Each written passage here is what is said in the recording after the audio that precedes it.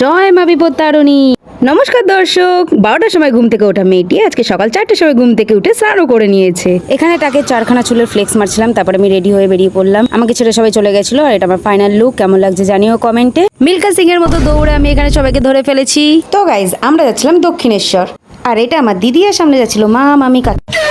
বিশ্বাস করো গাইস, টোটোতে আমি পুরো ঝুলে ঝুলে গেছি। আর তোমরা কে কে এই বিল্ডিংটা চেনো প্লিজ কমেন্টে একবার জানিও বিল্ডিংটার নাম কি। আর এখানে আমি উঠে পড়েছিলাম বাসে। লাকিলি ওদিন এত ভিড় ছিল আর আমি বাসে জানলা সিট পেয়ে গেছিলাম। জয় মা।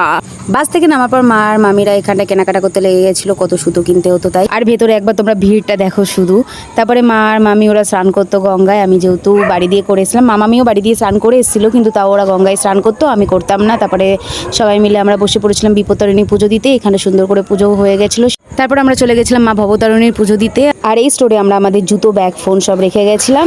ভেতরে যেহেতু ফোন অ্যালাউ ছিল না, আমি কোনো ভিডিও করতে পারিনি। আর বাইরে এসে দেখো আমার হাল কি হয়ে গেছিল, কারণ আমরা 2 ঘন্টা লাইন দিয়েছিলাম গাইস, লিটারালি 2 ঘন্টা। তো গাইস, সব সুন্দরভাবে পুজো সারার পর আমরা বেরিয়ে গেছিলাম বাড়ির উদ্দেশ্যে। আর এখানটা আকাশটা খুব সুন্দর হয়ে গেছিল, ওয়েদারটাও খুব ভালো ছিল। যেহেতু 2 ঘন্টা আমরা লাইন দিয়েছিলাম, অত কষ্টও হয়নি। আর আমরা উঠে পড়েছিলাম একটা ম্যাজিক গাড়িতে, আর যাওয়ার পথে বৃষ্টিও হয়েছিল। ও হ্যাঁ, ভালো লাগলে সাবস্ক্রাইব।